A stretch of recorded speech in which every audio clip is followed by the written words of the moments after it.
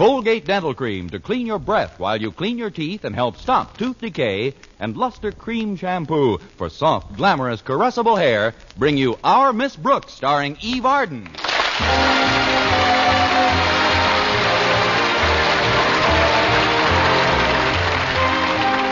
time once again for another comedy episode of Our Miss Brooks, written by Al Lewis. Well, many of the nation's schools commence a new semester on Monday. And Madison High School, where our Miss Brooks teaches English, is one of them. Although the others usually dispense with classes on the last day or two of the old term, Madison did not. No, indeed. Our beloved principal, Osgood Conklin, saw to that. In fact, he was quite chagrined when a cloudburst last Friday kept almost all of the student body at home. Even members of the faculty didn't get down, except a handful of teachers, me.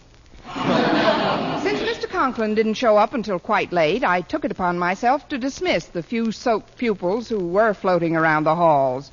Saturday morning at breakfast, I discussed the situation with my landlady. And what did Mr. Conklin say when you told him you had canceled school for the day, Connie? He didn't say a word, Mrs. Davis, until he came down off the ceiling. Then he accused me of usurping his function as a principal and throwing a monkey wrench into his plan for getting the jump on the other schools. What sort of plan did he have, Connie? Well, he felt that schedules should be revised and classes assigned before the first day of the new semester.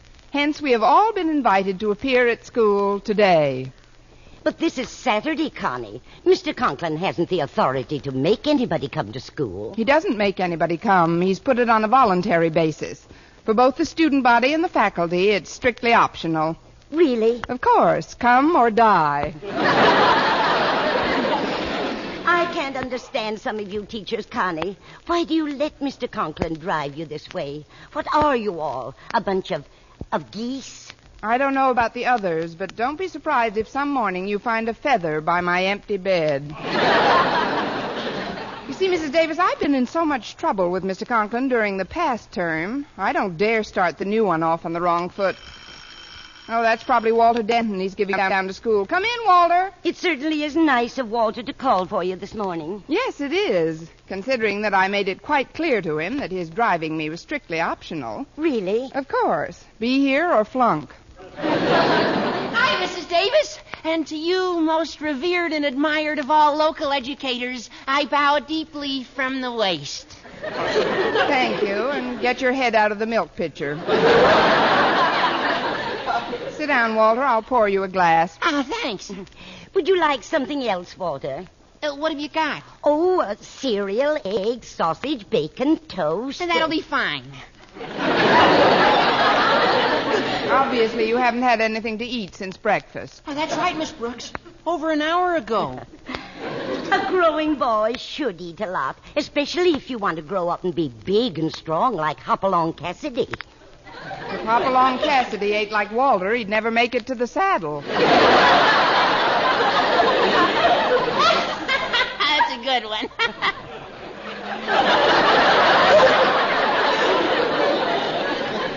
I'll go fix a nice plate for you, Walter. Oh, how do you take your eggs? 4 in the mouth and 6 intravenously. Gosh, Miss Brooks, you make me sound like a pig. Just scramble a few with some bacon and sausages, Mrs. Davis, please. All right, dear. Well, this is great. What better way to start off the day than a resounding second breakfast with my favorite school teacher? For a kid who's going to school on Saturday, you sound pretty chipper, Walter. Ah, but that's where you're wrong, Miss Brooks. I'm not going to school today. None of the students are.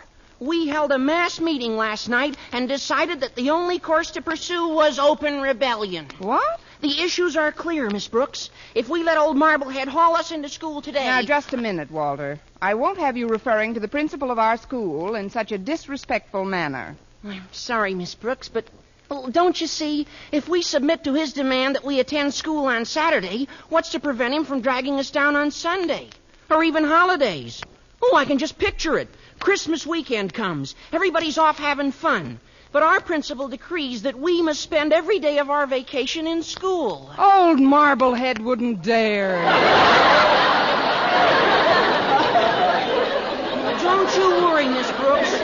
Even though we all recognize this for the tyranny that it is a short-lived tyranny. Our spokesman elected unanimously at last night's meeting will see to that. Spokesman? Whom did you elect? Let me be the first to congratulate you. What more logical choice, may I add, to slay the tyrant? Now, wait a second, Walter. It just happens that I didn't renew my card in the Tyrant Slayers Union. I'm in enough hot water now for canceling school yesterday. Well, that was different. It was an emergency. Plus which nobody was there anyway. But don't worry about it now. We can plan our campaign on the way down to school. I thought you said you weren't going. Of course I'm going. I'm in charge of the picket line. As one of the organizers of this rebellion, it's up to me to see that the protest meeting this morning goes off without a flaw. Are you sure you've got the eyebrows for this kind of work? Oh, we've got a great program lined up, Miss Brooks. Some of the kids are bringing a dummy down so we can hang Mr. Conklin in effigy. But, Walter, that's a pretty violent way of protesting. Oh, it'll all be in fun. Sort of. Well, even Mr. Conklin's daughter Harriet's on our side. So, here's the plan, Miss Brooks. First, we're going to have one last talk with Mr. Conklin. Then we're going to go out and hang the dummy. Well, what do you think of the scheme? It's a dandy, Walter. Of course, it would be more effective if you had one last talk with the dummy and then went out... Oh, there I go with that wishful thinking.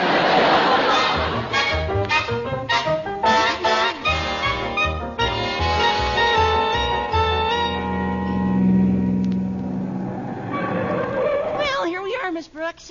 For a group who decided not to come to school today, there's quite a crowd on the campus. I wonder where Stretch Snodgrass is. He's supposed to carry the dummy over to the flagpole. As Madison's star athlete, he deserves the honor, but let me offer a word of caution, Walter. What's that, Miss Brooks? Well, I don't want to cast any aspersions on Stretch's mentality, but if he's carrying the dummy, be very careful who you string up. Here he is now. Hiya, Stretch. Oh, hi, Walter. Hello, Miss Brooks. Hello, Stretch. I made up a slogan for one of the picket signs, Walter, but I'm afraid it might be a teeny-weeny bit disrespectful. Want to hear it? Sure. How does it go? It goes, Mr. Conklin is very unfair. I'm going to wash that guy right out of my hair. I don't think a slogan like that's too disrespectful. Do you, Miss Brooks? Not if you want to finish your education in another part of the state. Well, the real fun will come later, Miss Brooks. We're going to hang Mr. Conklin in a figgy.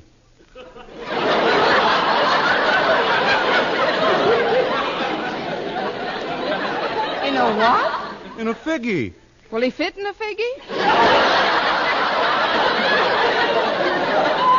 No, he means in effigy, Miss Brooks. Oh, I kind of liked it the other way. Yeah, I better get the thing now. See you later, Miss Brooks. Bye, Walter. So long, pal. Well, everything's rolling right along. Let's see if Mr. Conklin got here yet. Hello, Miss Brooks. Walter? Well, I just talked to Daddy, and he's livid. He blames you for the entire insurrection, Miss Brooks. Me? I tried to reason with him. I even told him that you weren't present when we named you our spokesman, although it was a foregone conclusion that you'd accept the honor with great enthusiasm. That's getting me off the hook. Daddy says if you hadn't canceled school yesterday, this wouldn't have happened. You're in an awful spot. Gosh, I didn't mean to get you into such a jam, Miss Brooks. Well, I'm in it, and it's up to me to get out of it. Please don't think I'm a Benedict Arnold, but I'd better get up on the school steps and have a little talk with some of these strikers. Well, it probably won't do any good, but I can't blame you for trying. Students! Boys and girls, I'd like to talk to you for just a moment. Quiet, please. Thank you. Now, I'm sure you all have as much pride in your school as any members of the faculty have, or as its principal, Mr. Conklin, has. Please, I'm just trying to tell you that by working for a few hours today, we can be prepared to launch our new semester on Monday with a minimum of confusion, thus assuring us of a better start toward that degree of scholastic excellence which has always prevailed at Madison High. Remember, students, education is your sacred heritage, your guaranteed right under the Constitution, as well as the Bill of Rights, which ensures us all of the benefits and privileges which every American has come to feel.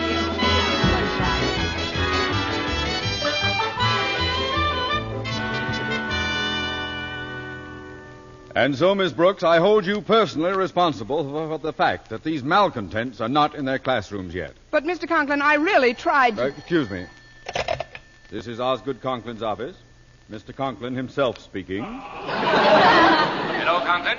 This is Mr. Stone at the Board of Education. Oh, hello, Mr. Stone. How's every little I've no thing? time for chit-chat. A rather disturbing rumor has reached me to the effect that you've summoned your student body to school today. My student body? You realize, of course, that such an action on your part without sanction from the board would constitute a breach of authority that could lead to your immediate dismissal? Yes, of course. Now, I can't for the life of me imagine where these ridiculous rumors begin.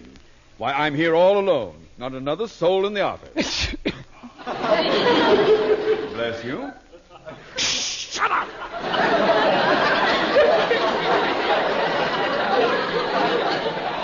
I'm sorry, sir. My cat has a cold. But about that rumor, the only reason I'm in the office is to get out some letters. Good. I thought you had better sense than to do anything that autocratic.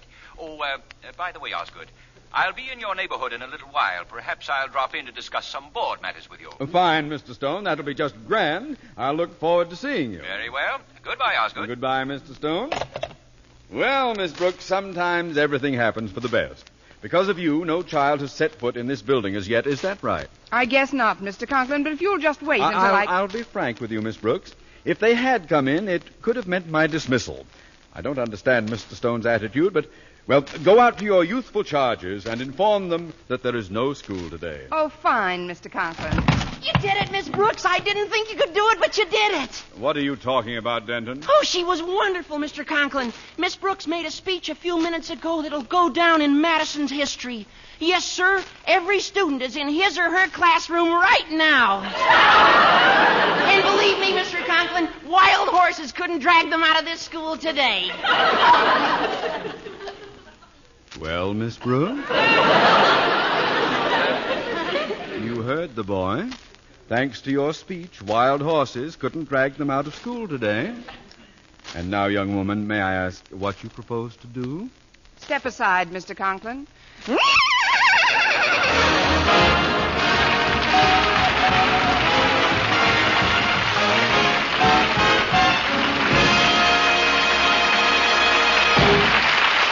Our Miss Brooks, starring Eve Arden, will continue in just a moment. But first, here is Vern Smith. No other dentifrice offers proof of such results. Proof that Colgate Dental Cream helps stop tooth decay before it starts. 2 years research at leading universities using Colgate Dental Cream, hundreds of case histories, makes this the most conclusive proof in all dentifrice history on tooth decay. Conclusive proof that when teeth are brushed with Colgates right after eating, Colgate Dental Cream helps stop tooth decay before it starts. yes, the toothpaste you use to clean your breath while you clean your teeth now offers a safe, proved way to reduce tooth decay. Modern science shows decay is caused by mouth acids, which are at their worst right after eating. Brushing teeth with Colgates as directed helps remove acids before they harm enamel. Colgate Dental Cream has been proved to contain all the necessary ingredients, including an exclusive patented ingredient for effective daily dental care. Get Colgate Dental Cream today. Big economy size, only 59 cents. Always use Colgate Dental Cream to clean your breath while you clean your teeth and Help stop tooth decay before it starts. remember, no other dentifrice offers proof of such results.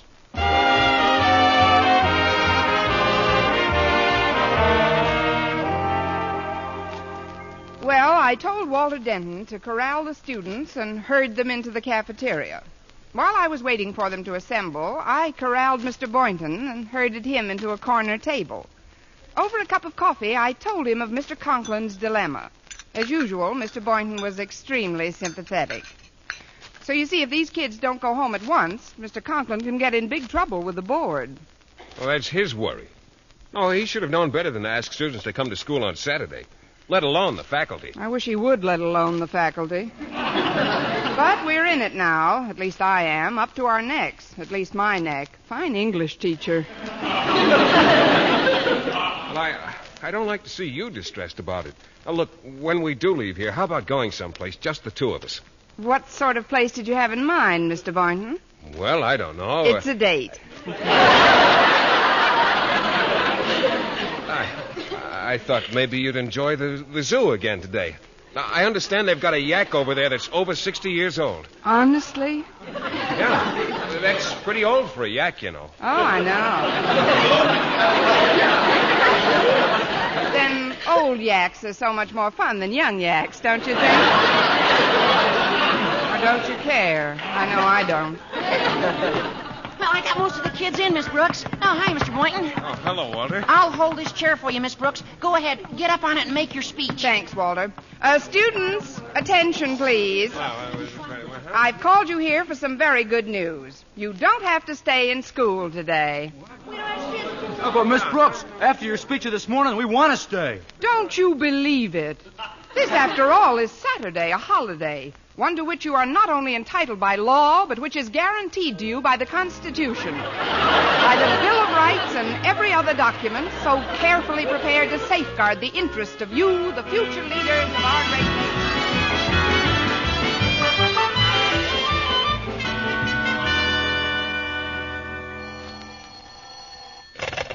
Hello? Hello, Osgood. This is Mr. Stone. I'm afraid I won't be able to drop in on you today after all.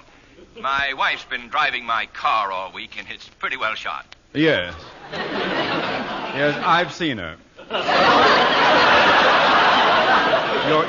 Your car, that is. Your car.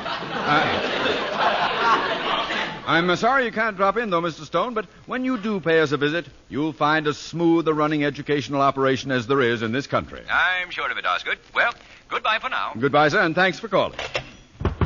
Come in. It's me, Mr. Conklin. I've told the students that they can go home any time they want to. What? Have they left yet? No, sir. Most of them are still in the cafeteria, but They're going to pay for this morning's protest meeting. Mr. Stone isn't coming down after all. So you can just tell those recalcitrant mischief makers that they're staying here today until 4 p.m. But, Mr. Conklin, I can't make another speech. It's an order, Miss Brooks. Dismiss.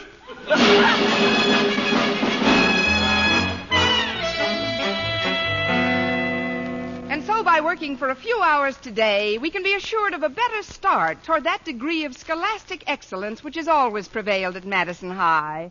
Remember, students, education is your safety heritage, your guaranteed right under the Constitution, as well as the Bill of Rights, which ensures us all the benefits and privileges which every American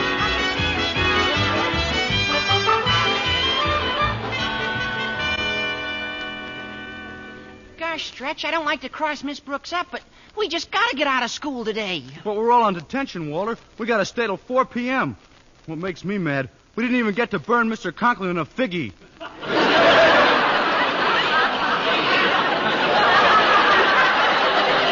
Yeah, I know it's Stretch, and... Hey, wait a minute. You just gave me an idea. Suppose we had a fire drill. Then when we all ran out of school, we could just forget to stop running until we got home. Yeah, but the control for the fire alarm bell is in Mr. Conklin's office, and he ain't going to ring it for no reason. Then let's give him a reason. You mean start a fire? No, not a real fire, Stretch. A fake one. We can get some dry ice in the cafeteria kitchen and drop it in a bucket of water. Oh, that makes the most beautiful smoke you ever saw. And then we just fan it under old Marblehead's door until it fills his office. Then he comes out of his door and hits us with the bucket. No, he doesn't. We remove the screws from his doorknob from the outside. And then when he tries to open the door, the knob comes away in his hand, and Conklin falls right on his conch. Boy, you should get a scholarship.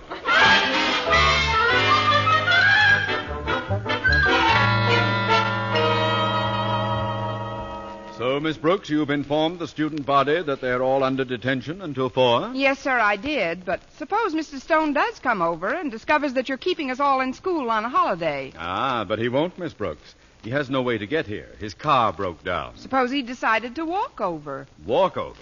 That's ridiculous. Well, hello, Mr. Conklin. Mr. Stone. I decided to walk over. That's ridiculous. Hello, Mr. Stone. How are you? Fine, thanks, Miss Brooks. I would have been here sooner, Osgood, but I dozed off for a few minutes in the park. I stopped to rest on my favorite bench, the one under Paul Revere's statue. That is an extremely comfortable bench. Such nice, soft slats. Tell me, Miss Brooks, what brought you to Old Madison today? Old Mr. Conklin. That is, Mr. Conklin asked me to type some letters for him. Yes, that's it. She's typing some letters for me. But I don't see any typewriter in here. Well, it's in the next room. In the next room? I have very long arms. But now that we've finished, Mr. Conklin, why don't you drive Mr. Stone home instead of remaining in this stuffy old, empty old school? A splendid idea. Come along, Mr. Stone. Not so fast, Osgood. There are several things that... what's that? There must be someone loitering in the hall. Impossible. There's no one in school today. But I'd swear I just saw that doorknob turning. Turning into what? And what's that swirling in under the door? Oh, that's nothing but smoke. Yes, that's all it is. Just smoke. Oh, of course. That's all it is. Smoke. Smoke! Good heavens, the school's on fire. Let's get out of here. Follow me. Oh! The doorknob came away in his hand. Oh, let me help you up, Mr. Stone. Mr. Stone? He fell on the back of his head, Mr. Conklin. He's unconscious. Quick, Miss Brooks. Crawl through the window and run around and open the door from the outside. I'll try to revive Mr. Stone. Yes, sir. Smoke's getting pretty thick in here. I can hardly see you, Miss Brooks. I can't see you at all, Mr. Conklin. I never could.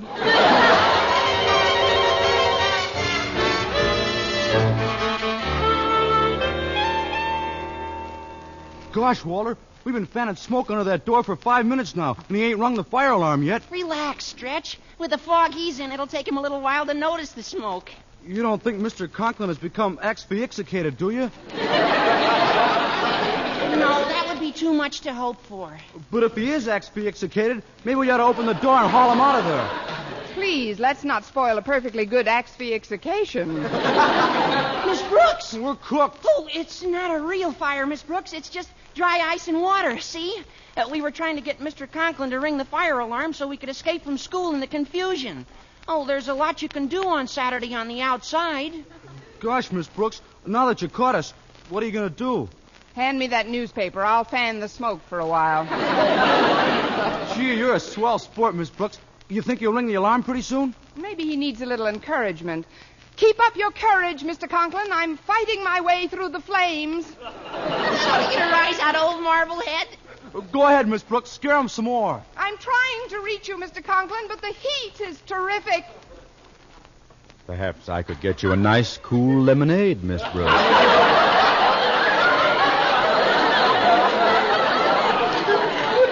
Oh, not right now, thanks. I've got to keep fanning this dry ice and...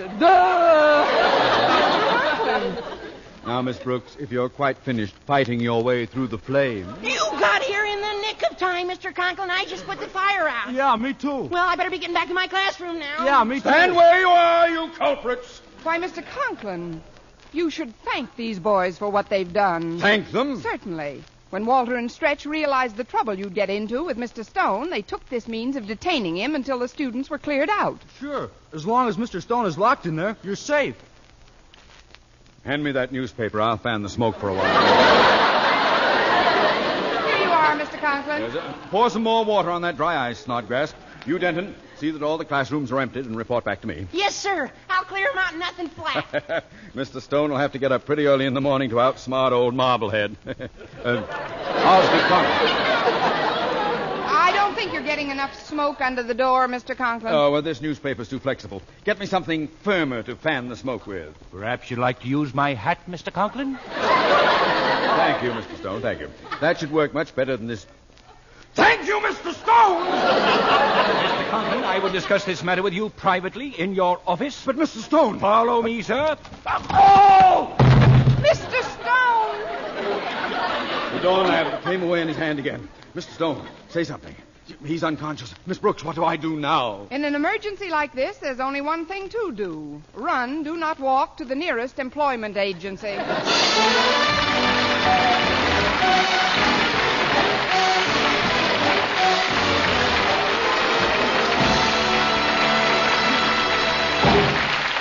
Eve Arden as our Miss Brooks returns in just a moment, but first... Dream girl, beautiful luster cream girl.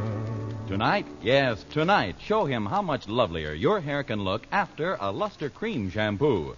Luster Cream, world's finest shampoo. No other shampoo in the world gives Kay Dumet's magic blend of secret ingredients plus gentle lanolin. Not a soap, not a liquid. Luster Cream Shampoo leaves hair 3 ways lovelier. Fragrantly clean, free of loose dandruff, glistening with sheen. Soft, manageable. Even in hardest water, Luster Cream lathers instantly. No special rinse needed after a Luster Cream Shampoo. So gentle, Luster Cream is wonderful even for children's hair. Tonight, yes, tonight, try Luster Cream Shampoo. Dream girl, beautiful luster cream girl, you owe your crowning glory to a luster cream shampoo. And now, once again, here is our Miss Brooks. Well, after Mr. Stone knocked himself out for the second time, I did some pretty fast thinking and came up with a desperation tactic.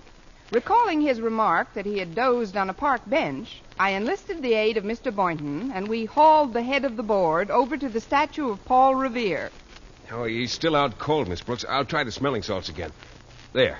Put them away, Mr. Boynton. He's coming to. Wake up, Mr. Stone. Wake up. Huh? What's that?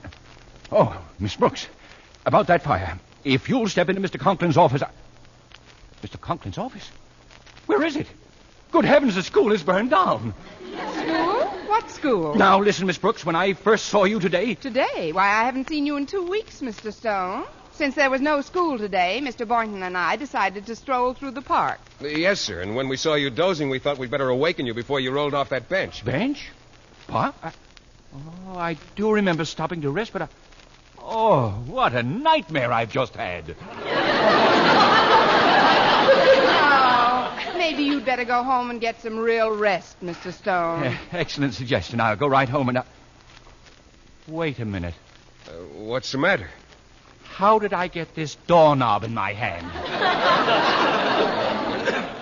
Doorknob? Oh, that. That must have fallen from Paul Revere's statue. From Paul Revere's statue? Of course. With the British coming, he was in an awful rush. Next week, tune into another Our Miss Brooks show brought to you by Luster Cream Shampoo for soft, glamorous, caressable hair and Colgate Dental Cream to clean your breath while you clean your teeth and help stop tooth decay. Our Miss Brooks, starring Eve Arden, is produced by Larry Burns, directed by Al Lewis, with music by Wilbur Hatch.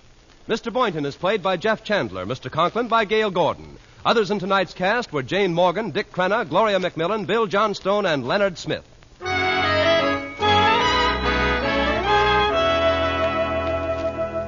Doctors prove Palmolive soap can bring you a lovelier complexion in 14 days. Yes, 36 leading skin specialists proved in tests on 1,285 different women that Palmolive soap facials using nothing but Palmolive brought new complexion beauty to 2 women out of 3. Just wash your face 3 times daily with Palmolive soap. Each time for 60 seconds, massaging Palmolive's beauty lather onto your skin. Then rinse. So start your Palmolive facials today. Remember, doctors prove Palmolive soap can bring you a lovelier complexion in 14 days.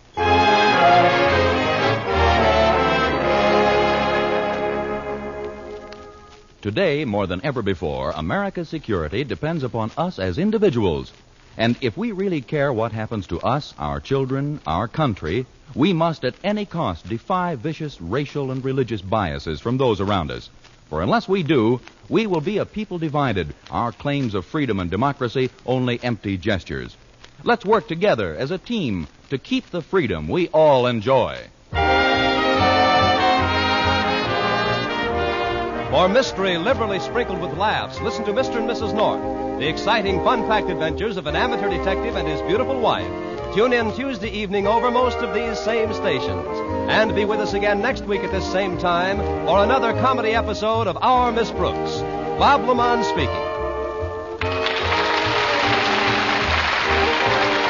This is CBS, the Columbia Broadcasting System.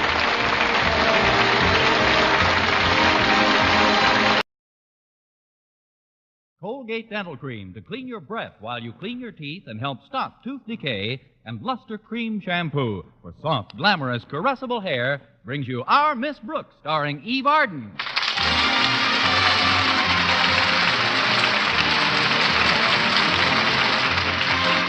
It's time once again for another comedy episode of Our Miss Brooks, written by Al Lewis. For many teachers throughout the country, the past week marked the beginning of a new semester. And for our Miss Brooks, who teaches English at Madison High School, it was quite a busy time. Thanks to our beloved principal, Osgood Conklin, it was even busier for me than for the rest of the faculty. For in addition to my school duties, he had me typing reports at home in the evenings. All week long, I didn't have a moment to myself. And worse than that, I didn't have a moment to Mr. Boynton. Friday morning at breakfast, I couldn't help bending my landlady's sympathetic ear. So you see, Mrs. Davis, not only have I spent the past 4 nights working for nothing, but I haven't been able to spend any time with Mr. Boynton. That's a shame, Connie. But why did you take on all that extra work? You told me yourself you volunteered to do it for Mr. Conklin. Of course I volunteered. I'm too young to face a firing squad. But it's not the work I mind. There's something else that bothers me. Now, look, Connie, I know that Mr. Boynton is tall, dark, handsome, charming. That's what bothers me. It's where he's been while I've been busy. Mr. Boynton? Why, he's probably been at home every night, twiddling his thumbs. You're wrong, Mrs. Davis. He's been at Miss Enright's 3 nights in a row. And for all I know, he's been twiddling her thumbs. I don't think you have to worry about Miss Enright, Connie. She may be a capable English teacher, but when it comes to looks, she's no competition. I don't know about that. She's quite an attractive person these days. These foggy days, that is. Well, I appreciate this pep talk, Mrs. Davis, but I'd better get ready to leave. Walter Denton said he'd pick me up early. Good, Connie. That'll give you a chance to plan your counterattack. If you really believe that the enemy has secured a foothold in your territory, you've got to get busy and storm the heights. You're so right. Boynton Heights, here I come.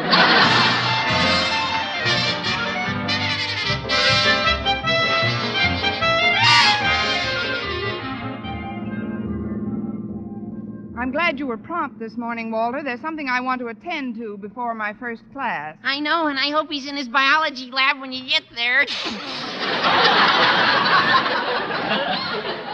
I don't mean to pry into your personal life. Good, let's keep it that way. But I couldn't help noticing how little you and Mr. Boynton have seen of each other during the past week. Now, listen, Oh, Walter. I know it's because of all the extra work you've had to do.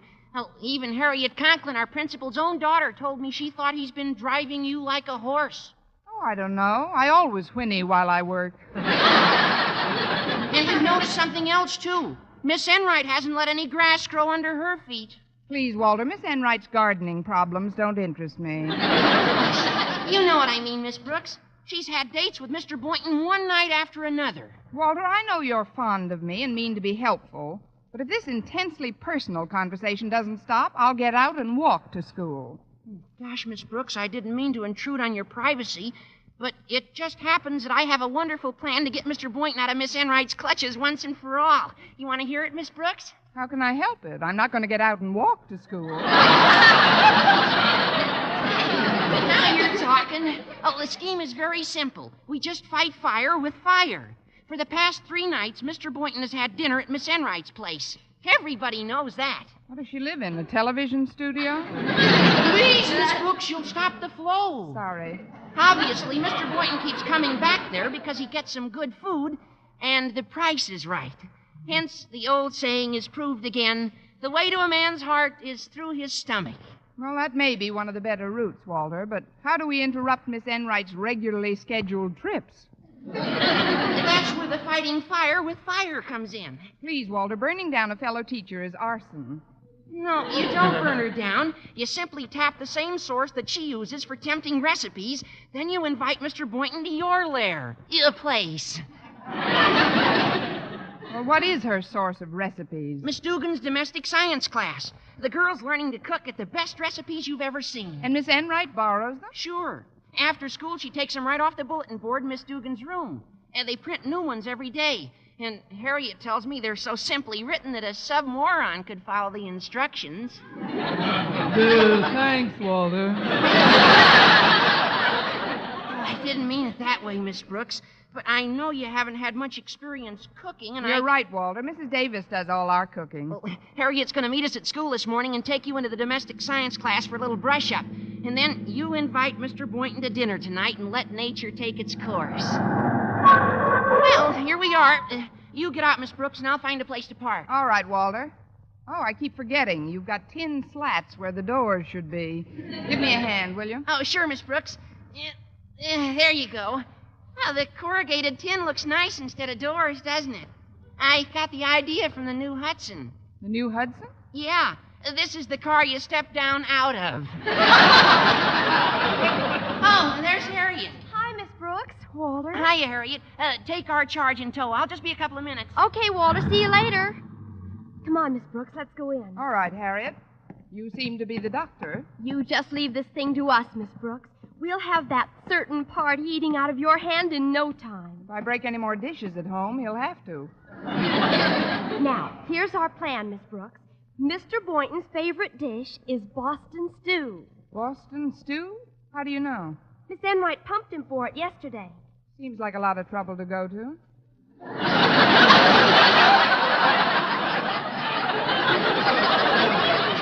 Now, at Miss Enright's suggestion, Miss Dugan is going to get the best possible recipe for Boston stew and put it on the bulletin board sometime today.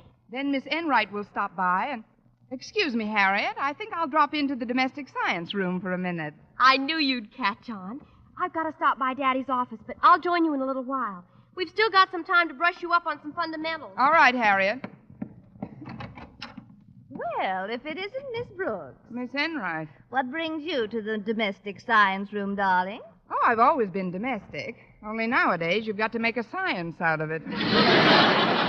Well, if I've said it once, I've said it a dozen times. The way to a man's heart is through his stomach. By now, that should seem like the old Ox Road to you. I suppose you're referring to my constant dinner companion of the past week. Yes, I am. While I was home alone working overtime, you were home with Mr. Boynton working overtime. And I don't think it's fair, Miss Enright. All's fair in love and war, darling. You're just loaded with goodies today, aren't you? After all, if Mr. Boynton likes good food prepared with loving care, who's to prevent him from getting it? If I may borrow one of your best used cliches, two can play at that game. I'm going to prepare a dinner for Mr. Boynton that he'll never forget. You? Oh, darling, you're not the type. Think of the time and money you spend in a beauty parlor to make yourself fairly presentable. A steaming kitchen would play havoc with your fragile charms. You don't say. Well, for your information, Miss Enright, food can be cooked just as well on a pretty modern range as it can on an old pot-bellied stove. Are you inferring that... If the girdle fits, wear it.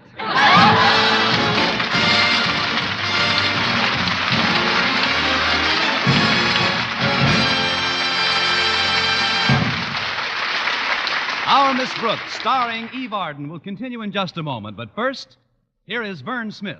No other dentifrice offers proof of such results. Proof that Colgate Dental Cream helps stop tooth decay before it starts. 2 years' research at leading universities using Colgate Dental Cream, hundreds of case histories, makes this the most conclusive proof in all dentifrice history on tooth decay.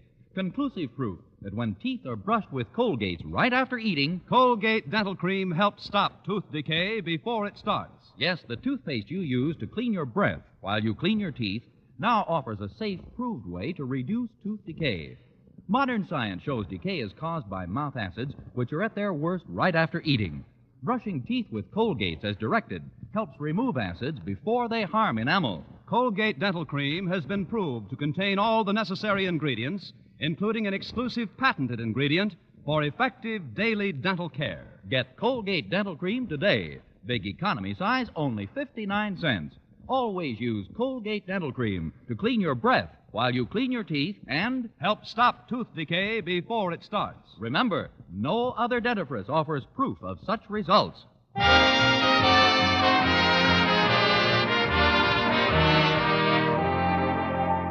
Well, when lunch period came, I hastened toward the school cafeteria to invite Mr. Boynton over for dinner. As I passed the principal's office, however, the door opened, and I heard Mr. Conklin murmur, "Halt!" Step into my office a moment, Miss Brooks. Aye, aye, sir. Sit down, please. Thank you. Since this is your lunch hour, I'll be brief. I just want to tell you that I appreciate your getting out that typing during this past week. Oh, you're welcome, Mr. Conklin. Well, see you later. One moment, please. The spirit with which we tackled a difficult task was most admirable.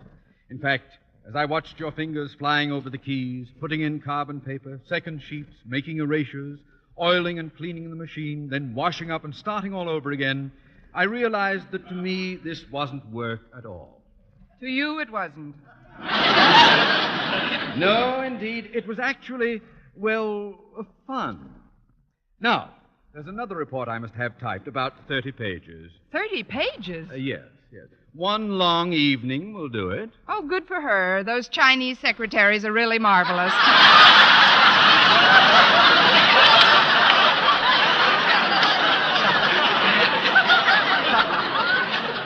Now, if you'll excuse me... Miss Brooks. I'll be over at your home about 7 tonight. Mr. Conklin, don't you think you've been a little partial to me lately? Partial? With these honorary jobs, I mean. You know how carefully we teachers try to avoid making pets out of any students, and, well, you've got to be doubly careful in your high office not to pet any teachers. I mean, show any partiality. Look, I'd like to make a suggestion. Mine is an ever-open mind, Miss Brooks. I know. Why don't you give some other teacher the opportunity of working with you tonight? Who, for instance? Well, it's not my place to mention names, but I'm sure Miss Enright would love the opportunity. Miss Enright, eh? She is a competent sort of an individual. Even more competent than some I've used. Yes. I think I'll ask her about it right now. Oh, don't ask her now, Mr. Conklin. Surprise her. Just drop over to her place tonight with the work under your arm. But how can I be sure she'll be at home? She'll be at home, all right. If you'll just get there at 7 o'clock sharp, Mr. Conklin, I can promise you'll find Miss Enright cooking, with and without gas.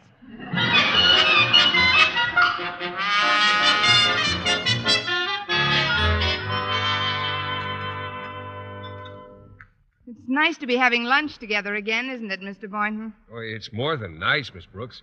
It is? Certainly is. This goulash is terrific. That's all right for cafeteria food, I guess, but there's nothing like a home-cooked meal. Don't you think so? Oh, I sure do. I've been very fortunate that way during this past week. I've had a couple of home-cooked meals. You've had 3, but who counts?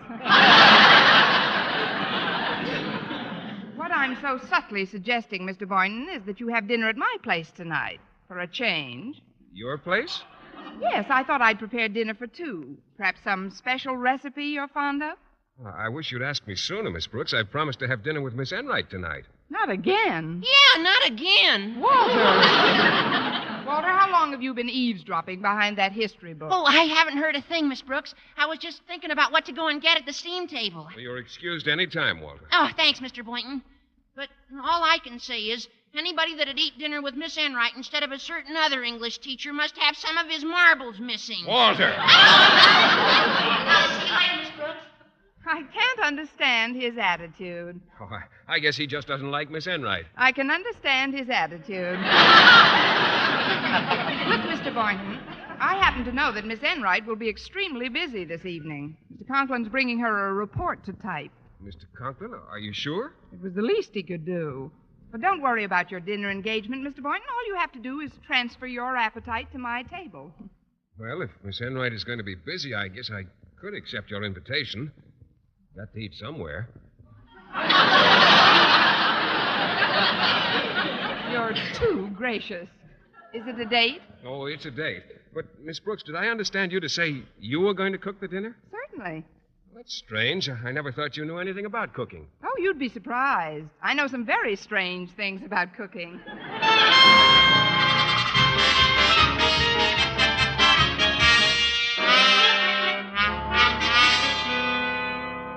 Hi, Walter. What brings you to the domestic science room? You'll see, Harriet. I'm glad the others have all gone. Yeah, there. It's up. What is it, Walter? What did you put on the class bulletin board? It's a recipe for Boston stew. I printed it myself. You printed it? Sure. I got the idea when I heard Mr. Boynton say he was having dinner with Miss Enright tonight. But, Walter, you don't know anything about Boston stew. What ingredients did you use in the recipe? Believe me, Harriet, what I printed in this recipe would be banned in Boston. Golly, it's not poisonous, is it? Of course not.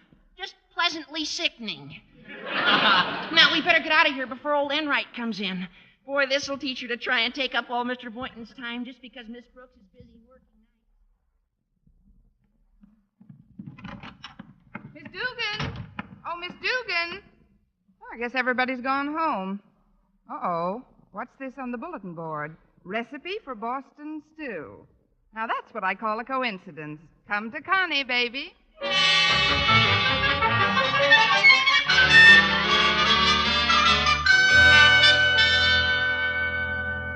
Mr. Boynton should be here soon, Mrs. Davis. How is the Boston stew coming along? All right, Connie, but there's so many strange ingredients.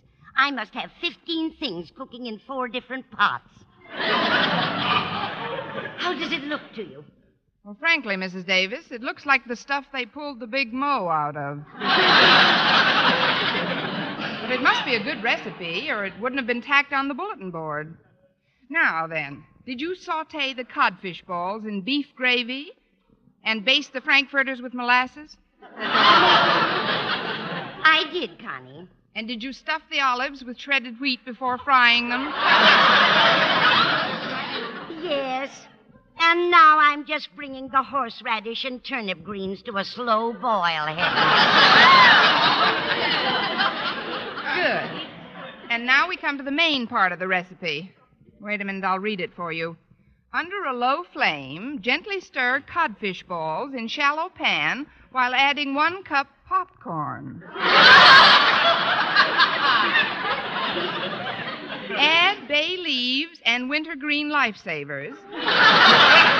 Then fold in 3 cups peanut brittle. Garnish with diced carrots and allow to simmer in 1 bottle of warm Coca-Cola.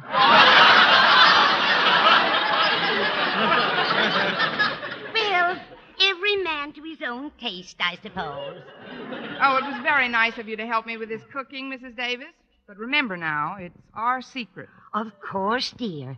As far as Mr. Boynton is concerned, your loving hands alone prepared this masterpiece.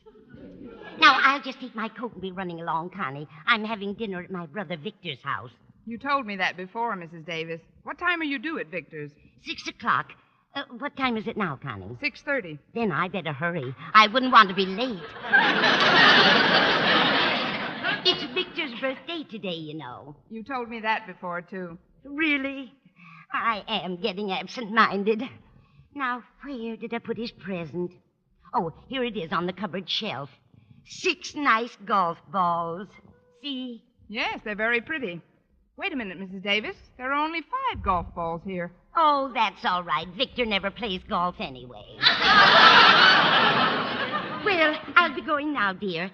Just let the Boston stew simmer for another few minutes and then turn off the gas. I may not have to turn off the gas. This stuff looks strong enough to blow it out. Oh, that must be Mr. Boynton now. I'll just slip out this back door and be on my way. Lots of luck with the dinner, dear. Thanks again, Mrs. Davis. Wish your brother a happy birthday for me. I will. Good night. Good evening, Miss Brooks. Welcome, Mr. Boynton. Let me put your umbrella in the closet. This is Miss Enright. Sorry. They both have the same type frame. Come in, I suppose. Thank you, darling. Give me your coat, Mr. Boynton. I'll hang it up for you. Oh, thank you. Here's my coat, dear. Just throw it over that chair. Your hospitality is overwhelming. You see, Miss Brooks, I took the liberty of bringing Miss Enright along for dinner because we did have a prior date, and she didn't have anything else to do. But what about... Mr. Conklin? Well, fortunately, he phoned me about that typing assignment you arranged for me. But I told him that as much as I'd love to help him, I couldn't because of my sore finger. What sore finger? The one that got better as soon as I phoned Mr. Boynton. But now that we're here, I don't see why we can't have a fairly jolly dinner party. Well, I'll bet you've got a swell dinner ready. What's that I smell? Is it coming from the kitchen? I wouldn't be surprised if it was running from the kitchen.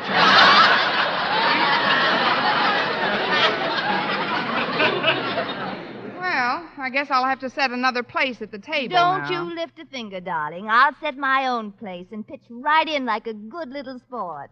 We girls have to stick together, you know. I'm stuck with you, all right. Well, I'm going into the kitchen, if I may, and help carry things out when they're ready. All right, Mr. Boynton. Oh, I'll answer the door. You just go on back to the kitchen. Oh, don't worry about me, Miss Brooks. I'm pretty handy around the house. Yeah, the wrong house. Walter. Hiya, Miss Brooks. I knew you were going to be all alone tonight, so I got permission from my folks to eat with you. Can I come in? Why not? Although about my being alone... Oh, I've got a story to tell you that'll really cheer you up. I can use it. Come into the dining room, Walter. We're about ready to start. Oh, swell. Of course, I've got a date with Harriet tonight, so I'll have to go right after dinner. But I want you to hear the rib I pulled this afternoon. Well, if it isn't one of my favorite pupils, how are you, Walter? Miss Enright, but I...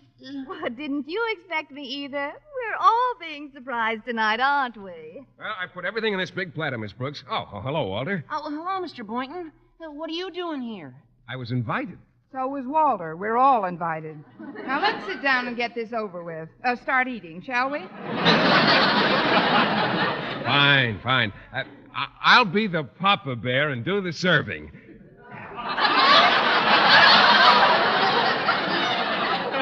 Well, here's yours, Miss Enright. Thank you, I think. Here's your dish, Miss Brooks. Thank you. Now you, Walter. Oh, boy, I'm starved. Well, go on and eat, my boy. This is food that's fit for a king. Yeah, I'll try one of these round things first. This is kind of slippery. Look out, Walter, it's rolling off your plate.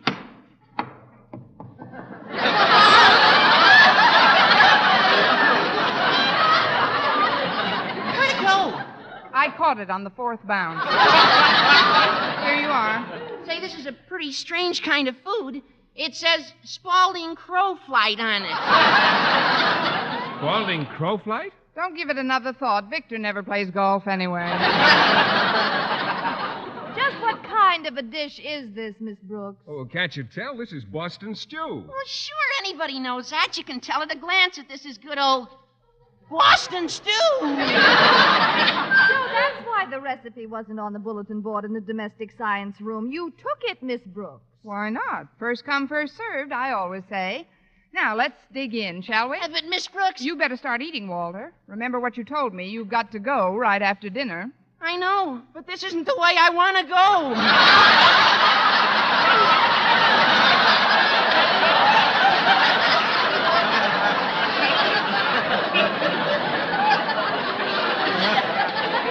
Please, look, Miss Brooks, I got to talk to you privately for a minute. Come on into the kitchen. Hey, excuse us, folks. Just continue eating, won't you? I'll be back as soon as I see what's wrong with Walter.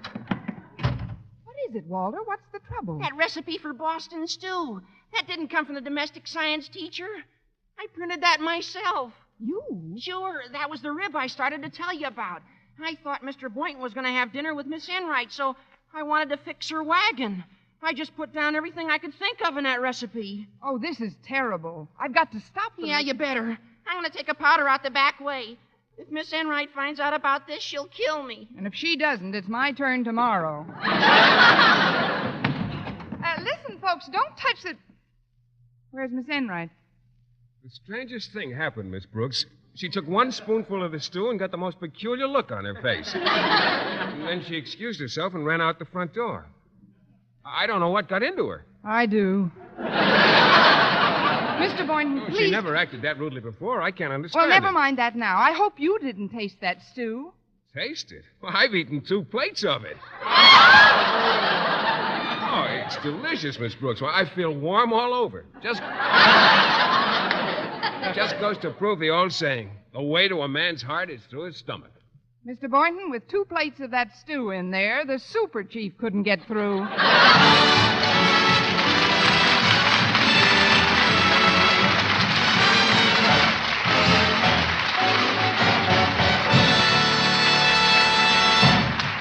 Eve Arden as our Miss Brooks returns in just a moment, but first...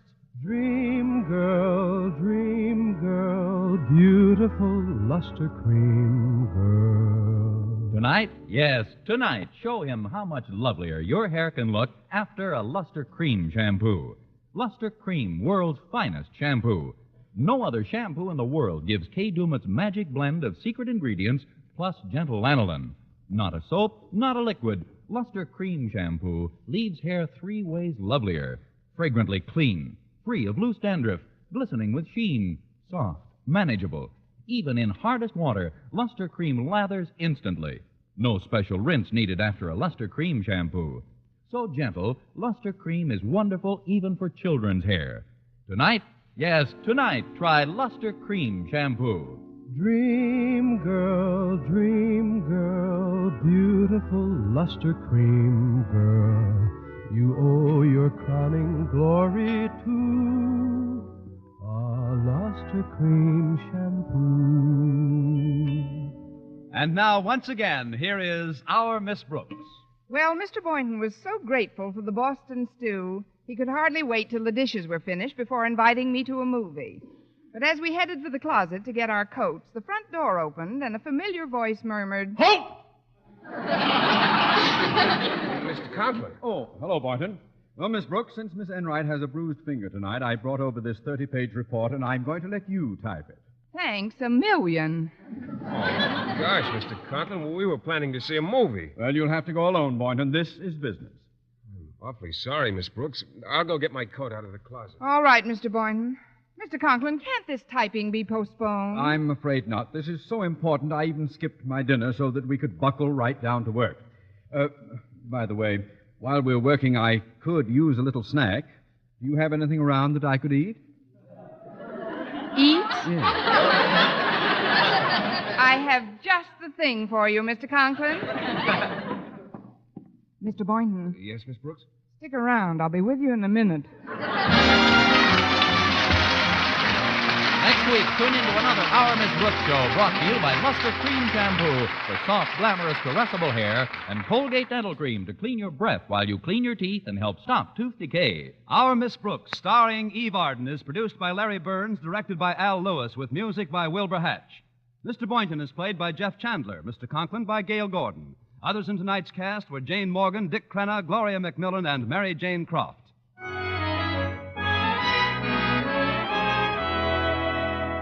For a beauty bath that brings you glamour from head to toe, get bath-size Palmolive soap. Yes, ladies, for a velvet smooth beauty lather that caresses your skin, leaves your whole body glowing with the warm blush of fragrant loveliness, enjoy a beauty bath with bath-size Palmolive. It's perfect for your tub or shower. Just the gentlest massage over your body creates a glorious lather that leaves your skin delightful. Yes, for the most luxurious bath you've ever had, get big bath-size Palmolive soap. At this time, the Colgate Palmolive Peat Company salutes the American Dental Association, sponsors of National Children's Dental Health Day tomorrow, February 6th. Colgate Dental Cream is proud to have contributed vital research in the fight against tooth decay. The American Dental Association recommends these 3 important steps in helping eliminate tooth decay. 1, regular visits to your dentist. 2, proper diet. 3, brush teeth immediately after eating. Colgate Palmolive Peat joins America's 75,000 dentists in urging that you begin now to instruct your children in this important dental care. Help guarantee healthier, sounder citizens for the future. Be with us again next week at this same time for another comedy episode of Our Miss Brooks. This is CBS, the Columbia Broadcasting System.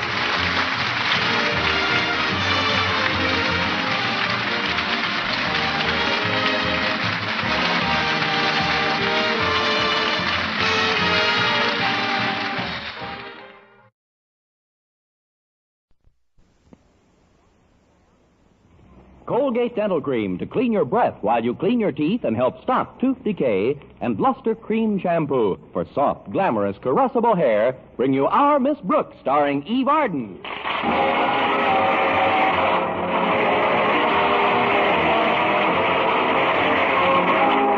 It's time once again for another comedy episode of Our Miss Brooks, written by Al Lewis. Well, last Tuesday was Valentine's Day. And our Miss Brooks, who teaches English at Madison High School, looked forward to celebrating the occasion with Madison's biology teacher, Mr. Philip Boynton. Of course, Mr. Boynton isn't the most dashing person in the world, but what he lacks in ardent emotion, he more than makes up for by his passionate lack of interest in romance. In fact, I have long suspected that if Mr. Boynton is ever hit by one of Dan Cupid's arrows, he'll remove it with a scalpel, cauterize the wound, and kick Cupid right in his quiver. I was discussing my reluctant dreamboat with my landlady last Tuesday at breakfast. I can't understand it, Connie. You're young, attractive, good company, charming. Thanks, Mrs. Davis. What are you doing after school? Now, I'm serious. Somebody ought to take Mr. Boynton by the shoulders and give him a good shaking. I've tried that, but he's not a very good rumba dancer. Besides, I really shouldn't complain. We've been out on several dates in the past few weeks. I know that, dear. But where does he take you on these dates? To the zoo. Exactly. And he took you there again yesterday, didn't he? How do you know? It's obvious. If it's that obvious, I'd better spray a little sweet air around. I knew you were at the zoo by the way you were dreaming last night. I got up to get some water, and as I passed your room, you were screaming like a wounded buffalo. Why, that's absurd, Mrs. Davis. I don't know what I'd be screaming about. It was only a flesh wound. Well, cheer up, dear. Here are some Valentine greetings that came for you this morning. Oh, thanks, Mrs. Davis. Let's see. This one's from Walter Denton. I recognize the handwriting. Well, an original poem. Read it out loud, Connie. All right. It says, my heart tick-ticks for you, my queen, with the steady watch beat of a new Longines. Dear Miss Brooks, I think you're keen. Won't you be my Valentine?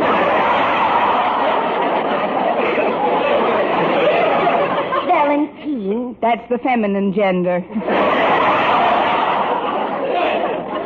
Listen to this, Mrs. Davis. This is from Stretch Snodgrass. Really? You mean he can write? Just about. Here it is. When it comes to athletics, I get plenty of breaks. But when it comes to scholastics, I ain't no great shakes. But since being in your English class, I don't sing the blues, 'cause nobody nowhere never taught me better than yous. Now, that's what I call a flattering Valentine. Why don't you open this next one, Connie? Even I can recognize the sender of that. How? Mr. Boynton put his return address on the envelope. Naturally. When he invests in the stamp, he wants to be sure it gets somewhere. Well, listen to this.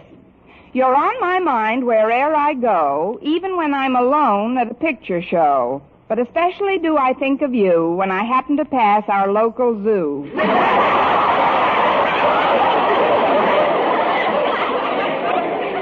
There he goes again. How about you, Connie? Did you send Mr. Boynton a Valentine greeting? Yes, I mailed it yesterday. I didn't sign it, of course, but I think he'll know where it came from. What did you say in your greeting, Connie? It was an original bit of verse, Mrs. Davis, called I Must Go Where the Wild Goose Goes. Let's see if I can remember it. Oh, yes. To my Valentine, Mr. Boynton. Though I must go where the wild goose goes, I also know what the wild goose knows. You'll think I'm jesting, I suppose, but no goose winds up in any zoo if he's really on his toes. Why, Connie, that's beautiful. It's a wonderful idea for a song. Oh, I don't know. It's not very commercial. But I've been thinking, Mrs. Davis, today being Valentine's Day, I'd like to get Mr. Boynton to take me to a restaurant for a change. Where does he usually take you to dinner? We split a hamburger in front of the lion's cage. And I strongly suspect it's the same kind of meat the lion gets. Of course, there's one thing I should be grateful for, I suppose. What's that? He doesn't serve it to me on the end of a stick. I'm sure Mr. Boynton realizes that this is a holiday, Connie. He'll probably take you to a lovely restaurant. No, he won't, Mrs. Davis. He was just telling me yesterday how pressed he is for money. Seems he spent $2 for a rare white mouse. He's experimenting with it at his home. At his home? Good heavens, Connie, how can Mr. Boynton live in a place with a white mouse? He's got twin beds. But to get back to my date tonight, if I had a little extra money, I'd pretend I owed it to Mr. Boynton for some ancient debt and force it on him. Then he'd have to take me to a nice place to eat. That sounds like an excellent idea, Connie. Do you have any extra money? $1 net. Now, if I had another dollar or two, I could...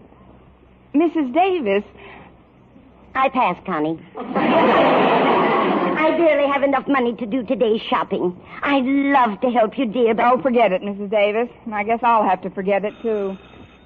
Oh, that must be Walter Denton. He's driving me down to school this morning. Again? What's wrong with your car? Yes.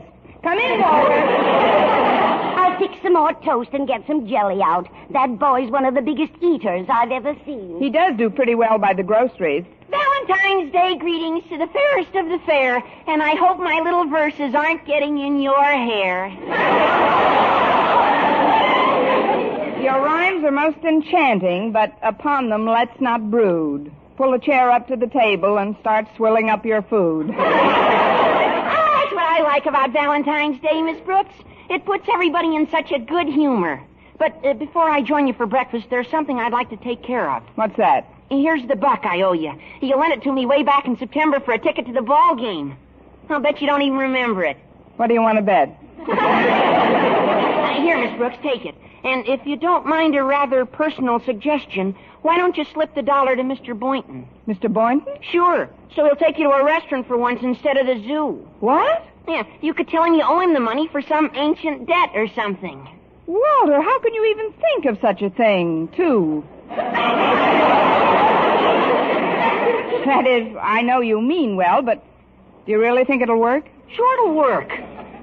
Well, how about you? It won't leave you short, will it? Oh, not a bit.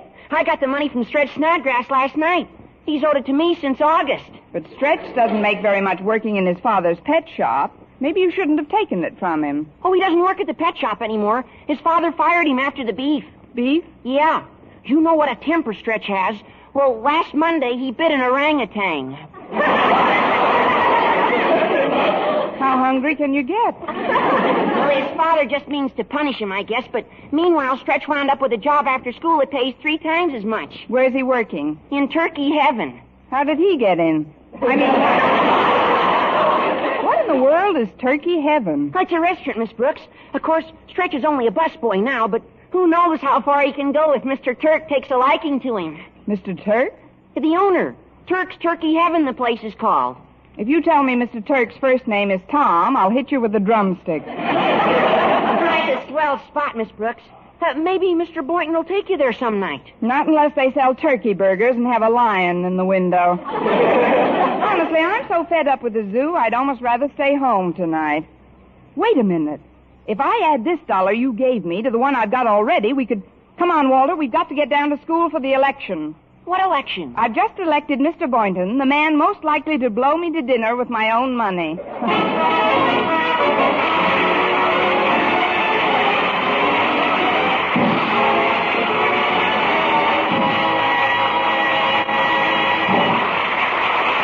Our Miss Brooks, starring Eve Arden, will continue in just a moment. But first, here is Vern Smith. No other dentifrice offers proof of such results. Proof that Colgate Dental Cream helps stop tooth decay before it starts. 2 years research at leading universities using Colgate Dental Cream. Hundreds of case histories makes this the most conclusive proof in all dentifrice history on tooth decay.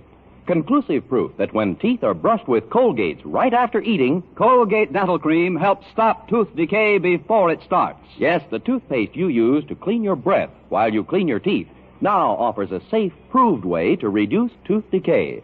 Modern science shows decay is caused by mouth acids, which are at their worst right after eating. Brushing teeth with Colgates as directed helps remove acids before they harm enamel. Colgate Dental Cream has been proved to contain all the necessary ingredients, including an exclusive patented ingredient for effective daily dental care. Get Colgate Dental Cream today. Big economy size, only 59 cents. Always use Colgate Dental Cream to clean your breath while you clean your teeth and help stop tooth decay before it starts. Remember, no other dentifrice offers proof of such results.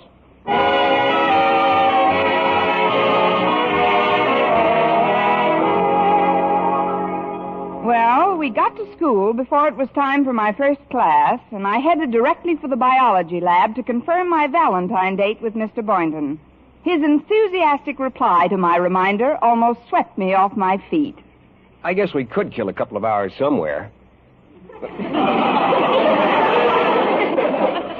frankly, Miss Brooks, if you're expecting any elaborate celebrations... Of course I'm not, Mr. Boynton. I just thought we could do something simple and inexpensive. You mean like go to the... No. Look, before we make any plans, let me give you these $2 I owe you.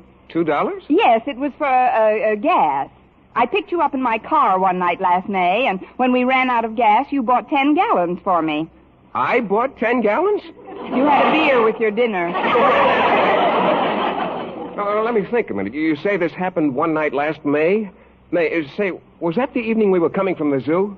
We weren't coming from the casino in Monte Carlo. Here, Mr. Boynton, take the $2. Oh, but I don't seem to remember this incident, Miss Brooks. Let me take a look at my little black book. Black book? Oh, yes, I enter all my expenditures in it during the fiscal year. That way I know just how to budget myself from month to month. Now, let's see. 1949, August, July, June. Here we are, May. May 1st, light bulb, 15 cents. Collar button, 5 cents. May 2nd, 25 razor blades, 9 cents. May 3rd, mercurochrome and bandages, 90 cents. May 4th, stamp for letter to mother, 3 cents. A month's supply of frog food for Pet McDougal, 12 cents. That must have been the month Mac was on the diet. It's funny, I can't seem to find any record of that gas bill. Please, Mr. Boynton, it must have slipped your mind. Just take this. Oh, let's look a little further, please. May 11th, ink, 10 cents. Stamp for letter to mother, 3 cents. May 14th, shoelaces, 5 cents. Stamp, 3 cents. May 16th, laundry, 75 cents. May 18th, stamp, 6 cents. Oh, that was Mother's Day. I wrote Mom airmail. She must have been thrilled. 2 days later. May 25th, pair of socks, 35 cents. Sports shirt, $3. That must have been the day you had the beer. I don't remember that item at all. See, you just forgot to put the $2 down. Now, please take the money and let's Well, thanks, Miss Brooks. It's certainly nice of you to remind me about it. You know, this $2 is going to make a big difference in our Valentine's Day celebration. You mean dinner for two, Mr. Boynton? For two? Why, with this money, I can buy peanuts for every monkey in the zoo.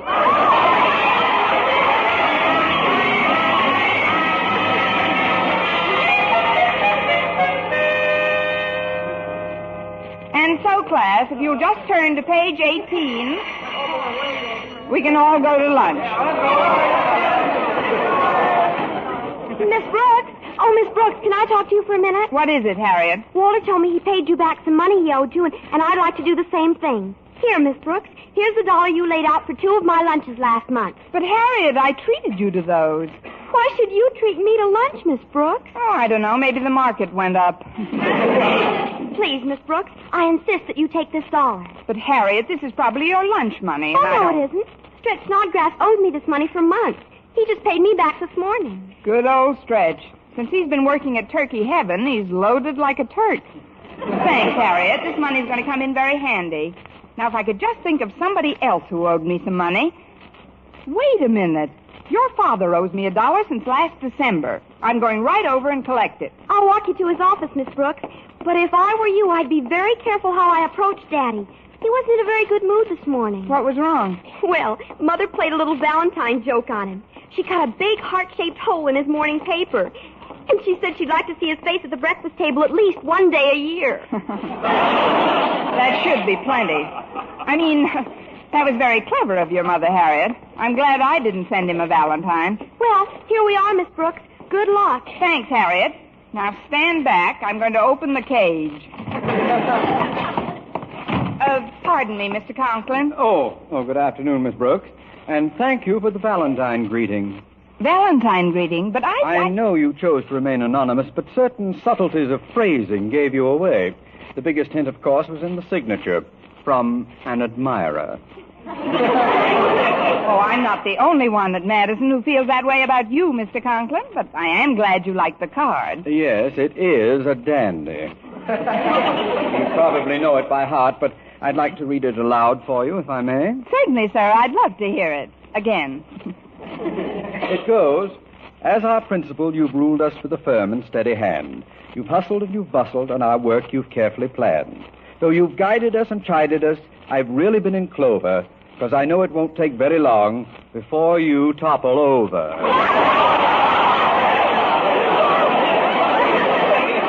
Mr. Conklin, I have a confession to make. That is not the card I sent you. It isn't?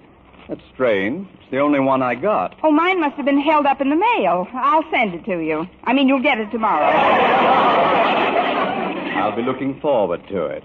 Now, I've got to finish checking the business accounts at the school library, Miss Brooks, so if you'll state your business. Yes, sir. You may not recall this, Mr. Conklin, but during the first week in December, I was taking care of the office while you were out, and a collect telegram came for you. It did? Yes, and I paid for it. You did? Remember, you told me to remind you about it around Christmas time? And did you? Yes, sir. Then you've done your duty. Good day, Miss Brooks. But, Mr. Conklin, the reason I'm bringing it up again is that you didn't... Stop dunning me. How much is the miserable item? Well, the wire was 97 cents, so I gave him $1. You tipped the messenger boy? It was only 3 cents. You're very generous with my money. Well, the messenger had no change either, and as I say, it was just 3 cents. The amount is immaterial. It's the principle that's involved. Oh, you're not so involved, Mr. Conklin. It's just... Please, Miss Brooks. I've always felt that tipping is definitely un-American. But the messenger boy didn't mind. He was a little old Frenchman. However, sooner than violate your code, just give me 97 cents and I'll write off the balance under the Marshall Plan. I am not small, Miss Brooks. Here's your $1. Oh, thank you, sir. Now, if you'll excuse me... Just one moment, please. In going over these accounts from the library, I find that you're 6 weeks past due on a book. A book? Oh, yes, that was the one I brought home for Mrs. Davis. She can't seem to remember just where she put it.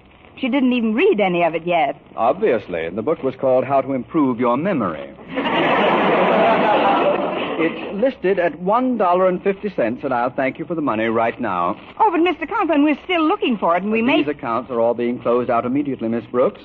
If you find the book, we'll be happy to make an adjustment. But I can't afford $1.50 at this time. I haven't got it to give you. Tut, Miss Brooks. I just handed you $1. And that, you must admit, was like found money. Yes, indeed. Like money found at the bottom of a snake pit. Look, Mr. Conklin, couldn't this wait until... Don't be petty, Miss Brooks. Here's 50 cents. Just hand me $2, and your account is all squared away. All right. Here you are. Now may I go, Mr. Conklin? Certainly. Good day, Miss Brooks. It's a Lulu so far. Hi, Miss Brooks. Oh, hello, Stretch. Thanks for the Valentine. Oh, that's okay. We're going to the cafeteria for lunch? I might as well. I have 50 cents that's just burning a hole in my pocket. The one that doesn't have a hole in it already. But this talk of money is probably boring to anyone as affluent as you are. Oh, I ain't affluent, Miss Brooks. I just got a cold in the head. Well, it's nice to know there's something in there. By the way, how are things at Fort Knox? Where? Turkey heaven. Do you like your new job? Oh, I like it real good. Of course, I'm just a busboy now, but if I work real hard, I don't always have to be a busboy. I can go places. Especially if you get your own bus. You don't understand, Miss Brooks. From a busboy, I could get to be a waiter, and then I could go from waiter to mater. Mater? D. D? Hotel. We seem to have lost contact somewhere. Let's start again, shall we? Mater is short for Mater D. Hotel. Oh. You know, the head waiter who runs the whole restaurant usually. Boy, to be one of them, you sure got to be elegant. Yes, I know. You only talk to the cream of society, the most cultured, well-bred, best-mannered people in the whole world, boy. And you know what happens when you're a Mater D? What? If they don't slip you a 5-spot, you don't give none of them crumbs a table. Well, like I've always said, it takes a heap of culture to make a Mater D. That's a long way off, I guess. But meanwhile, I'll just keep picking up glasses and learning the business. At least it's good exercise for me. I do a lot of bending over. Bending over? Sure. I drop a lot of glasses, too. But it's sure a nice restaurant, Miss Brooks. They got roast turkey, fried turkey, and cream turkey. My favorite is their special, turkey au grating. It's turkey hash varnished with cheese. And it's served in a shaving dish. Have you ever tried that? No, I prefer boiled turkey shellacked in the casserole. Oh, is that good? Oh, take a glass of domestic turpentine with it, and you're out of this world. Oh, before I forget, Miss Brooks, here's a credit slip for 2 free dinners at Turkey Heaven. The boss gave it to me for working extra hard over the weekend. 2 free dinners? But, Stretch, I can't take this. You've earned it by your labors. You're the one who should profit by your own efforts. You and nobody else. Well, that's enough acting for one day. Hand it over. Here you are, Miss Brooks. It's no good to me anyway. After nibbling on turkey all day, who can eat? Wait a minute, Stretch. I've got an idea.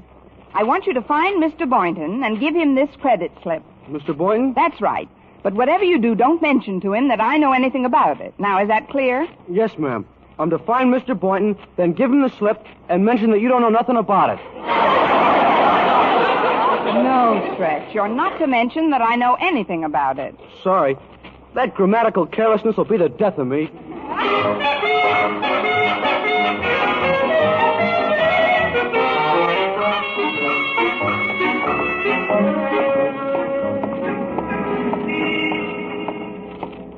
It's been a very nice walk, Mr. Boynton, but we're nowhere near the zoo. Well, I changed my mind about that, Miss Brooks. Before we left school, I decided that this being Valentine's Day, I'd like to take you to a restaurant for dinner. Oh, wonderful. May I pick any place I want? Well, that is, I'd like to go to Turkey Heaven. Go ahead, pick any place you want. Say, now, this is a coincidence. Isn't that Turkey Heaven right ahead of it? Well, that's right, Miss Brooks. It's, rather expensive, isn't it? Oh, money isn't everything. Come on, let's go in. Hey, it's a good thing it's early. We won't have any trouble getting a table. Oh, fine. Look at that turkey being carried out of the kitchen. Isn't it a beautiful bird? Oh, yes, it is. But, look, isn't that Stretch Snodgrass with that tray of glasses? Yes. Hi, Miss Brooks, Mr. Boynton. I'll pick up the glasses later. The maitre d' isn't here yet anyhow. How'd you like to sit at this table in the corner here? Oh, fine, Stretch. I know how it is when a couple are going to eat alone. They like a nice secluded place where nobody can see them. Then if they feel like picking up a turkey leg in their hands, who cares? You're so right, Stretch. Now, if you'll just bring You got it pretty fast, Miss Brooks. Hope you enjoy everything. Incidentally, I didn't spill the beans to you-know-who about your knowing about the 2 free dinners to you-know-what happened. Stretch, go get Mr. Boynton a glass of water. And bring a couple of menus while you're at it. Yes, ma'am. I'll get them right away. Miss Brooks, I've decided there's no point in my trying to deceive you, so I'm going to come clean. Stretch gave me a credit slip for 2 free dinners here.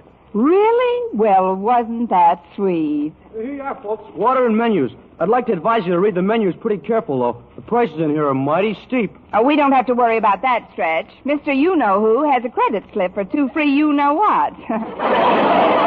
Now, let's see. What shall we order? Gosh, Miss Brooks, there's something I forgot to tell you. What's that?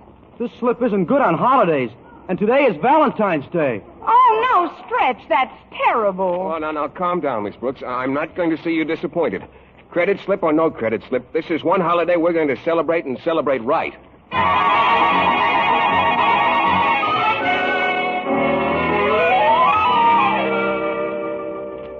Well, Miss Brooks, what do you think of it? Isn't this a magnificent bird? It certainly is, Mr. Boynton.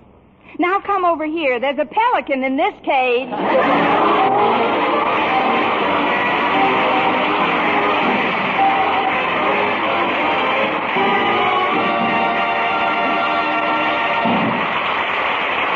Arden as our Miss Brooks returns in just a moment, but first...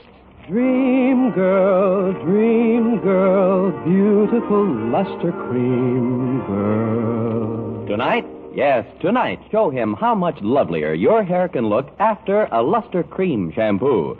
Luster Cream, world's finest shampoo. No other shampoo in the world gives Kay Daumit's magic blend of secret ingredients plus gentle lanolin. Not a soap, not a liquid. Luster Cream shampoo leaves hair three ways lovelier. Fragrantly clean, free of loose dandruff, glistening with sheen, soft, manageable. Even in hardest water, Luster Cream lathers instantly. No special rinse needed after a Luster Cream shampoo. So gentle, Luster Cream is wonderful even for children's hair. Tonight, yes, tonight, try Luster Cream shampoo. Dream girl, beautiful luster cream girl, you owe your crowning glory to a luster cream shampoo. And now, once again, here is our Miss Brooks. Well, when the zoo closed, Mr. Boynton and I caught the 5 o'clock hamburger and headed for home. But as we passed a nice secluded bench, I stopped him. Look, Mr. Boynton, we may not be able to afford a fancy restaurant, but we can still celebrate Valentine's Day. After all, we are together. We have a bench in the park, and school is over. But how can we celebrate on a park bench, Miss Brooks? Correction, school is just beginning.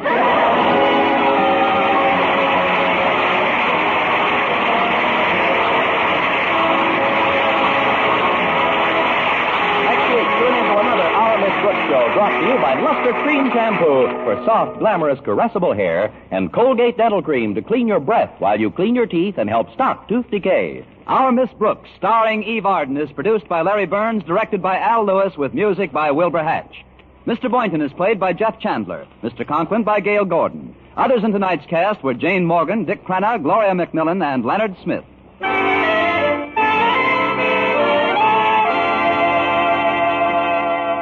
Doctors prove Palmolive soap can bring you a lovelier complexion in 14 days. Yes, 36 leading skin specialists proved in tests on 1,285 different women that Palmolive soap facials using nothing but Palmolive brought new complexion beauty to 2 women out of 3. Just wash your face 3 times daily with Palmolive soap, each time for 60 seconds, massaging Palmolive's beauty lather onto your skin. Then rinse. So start your Palmolive facials today.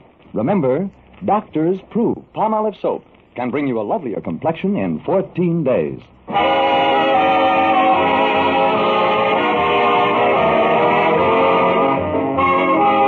mystery liberally sprinkled with laughs, listen to Mr. and Mrs. North, the exciting, fun-packed adventures of an amateur detective and his beautiful wife.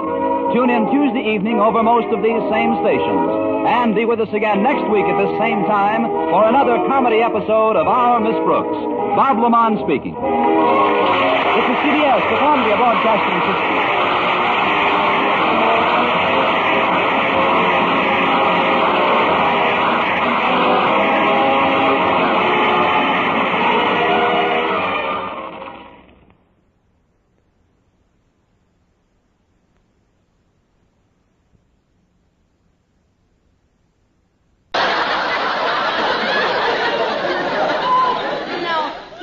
In effigy, Miss Brooks. Oh, I kind of liked it the other way. Yeah, I better get the thing now. I'll see you later, Miss Brooks. Bye, Walter. So long, pal.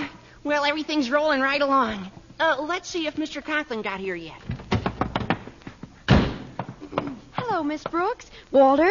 Well, I just talked to Daddy, and he's livid. He blames you for the entire insurrection, Miss Brooks. Me? I tried to reason with him. I even told him that you weren't present when we named you our spokesman. Although it was a foregone conclusion that you'd accept the honor with great enthusiasm. That's getting me off the hook. Daddy says if you hadn't canceled school yesterday, this wouldn't have happened. You're in an awful spot.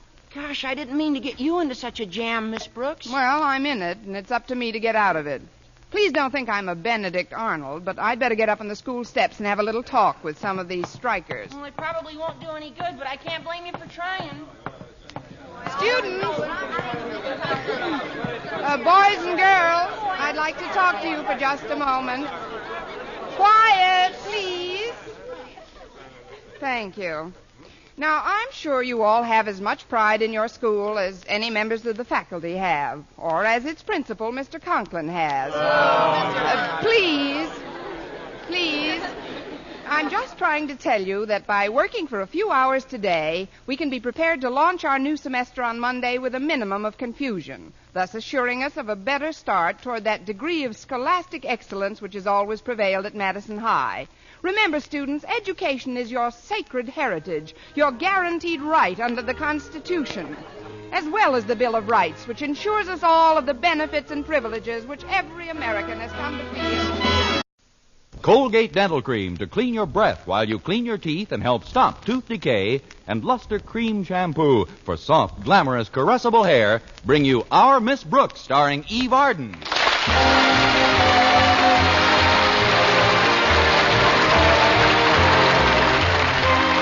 It's time once again for another comedy episode of Our Miss Brooks, written by Al Lewis. Well, many of the nation's schools commence a new semester on Monday. And Madison High School, where Our Miss Brooks teaches English, is one of them. Although the others usually dispense with classes on the last day or two of the old term, Madison did not. No, indeed. Our beloved principal, Osgood Conklin, saw to that. In fact, he was quite chagrined when a cloudburst last Friday kept almost all of the student body at home. Even members of the faculty didn't get down, except a handful of teachers, me. Since Mr. Conklin didn't show up until quite late, I took it upon myself to dismiss the few soaked pupils who were floating around the halls. Saturday morning at breakfast, I discussed the situation with my landlady. And what did Mr. Conklin say when you told him you had canceled school for the day, Connie? He didn't say a word, Mrs. Davis, until he came down off the ceiling. Then he accused me of usurping his function as a principal and throwing a monkey wrench into his plan for getting the jump on the other schools. What sort of plan did he have, Connie? Well, he felt that schedules should be revised and classes assigned before the first day of the new semester. Hence, we have all been invited to appear at school today. But this is Saturday, Connie. Mr. Conklin hasn't the authority to make anybody come to school. He doesn't make anybody come. He's put it on a voluntary basis. For both the student body and the faculty, it's strictly optional. Really? Of course. Come or die. Well, this is great. What better way to start off the day than a resounding second breakfast with my favorite school teacher? For a kid who's going to school on Saturday, you sound pretty chipper, Walter. Ah, but that's where you're wrong, Miss Brooks. I'm not going to school today. None of the students are. We held a mass meeting last night and decided that the only course to pursue was open rebellion. What? The issues are clear, Miss Brooks. If we let old Marblehead haul us into school today... Now, just a minute, Walter. I won't have you referring to the principal of our school in such a disrespectful manner. I'm sorry, Miss Brooks, but... Well, don't you see? If we submit to his demand that we attend school on Saturday, what's to prevent him from dragging us down on Sunday? Or even holidays? Oh, I can just picture it. Christmas weekend comes. Everybody's off having fun. But our principal decrees that we must spend every day of our vacation in school. Old Marblehead wouldn't dare. Don't you worry, Miss Brooks. Even though we all recognize this for the tyranny that it is a short-lived tyranny.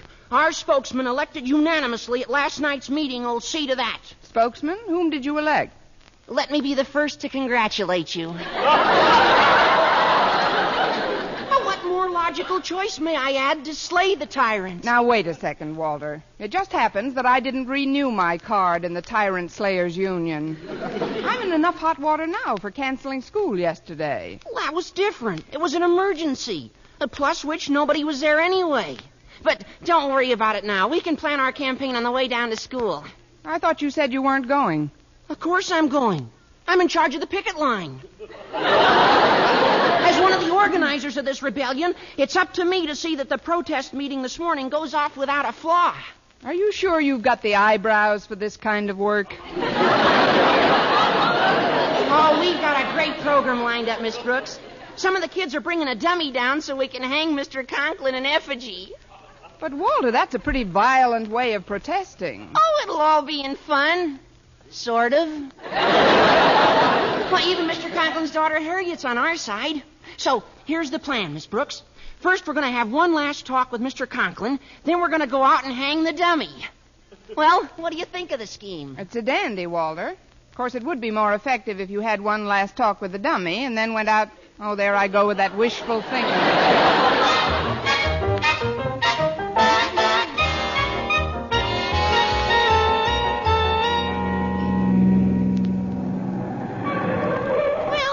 Miss Brooks. For a group who decided not to come to school today, there's quite a crowd on the campus. I wonder where Stretch Snodgrass is. He's supposed to carry the dummy over to the flagpole. As Madison's star athlete, he deserves the honor, but let me offer a word of caution, Walter. What's that, Miss Brooks? Well, I don't want to cast any aspersions on Stretch's mentality, but if he's carrying the dummy, be very careful who you string up. Here he is now. Hiya, Stretch. Oh, hi, Walter. Hello, Miss Brooks. Hello, Stretch. I made up a slogan for one of the picket signs, Walter, but I'm afraid it might be a teeny-weeny bit disrespectful. Want to hear it? Sure. How does it go? It goes, Mr. Conklin is very unfair. I'm going to wash that guy right out of my hair. I don't think a slogan like that's too disrespectful. Do you, Miss Brooks? Not if you want to finish your education in another part of the state. The real fun will come later, Miss Brooks. We're going to hang Mr. Conklin in a figgy.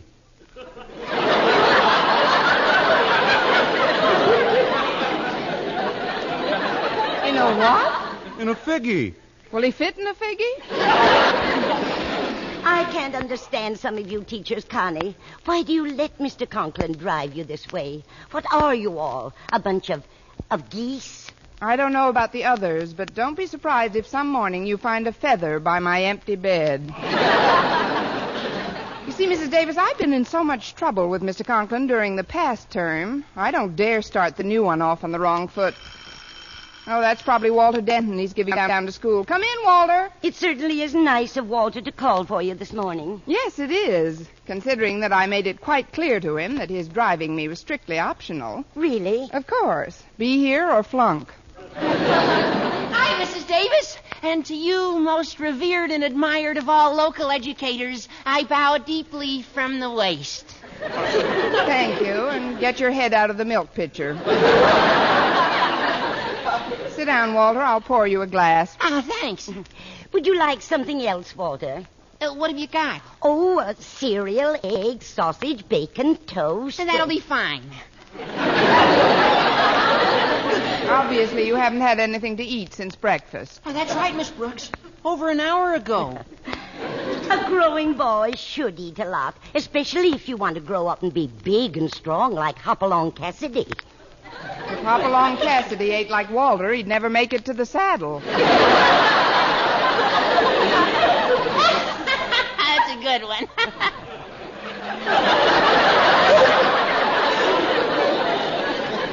I'll go fix a nice plate for you, Walter. Oh, how do you take your eggs? 4 in the mouth and 6 intravenously. Gosh, Miss Brooks, you make me sound like a pig. Just scramble a few with some bacon and sausages, Mrs. Davis, please. All right.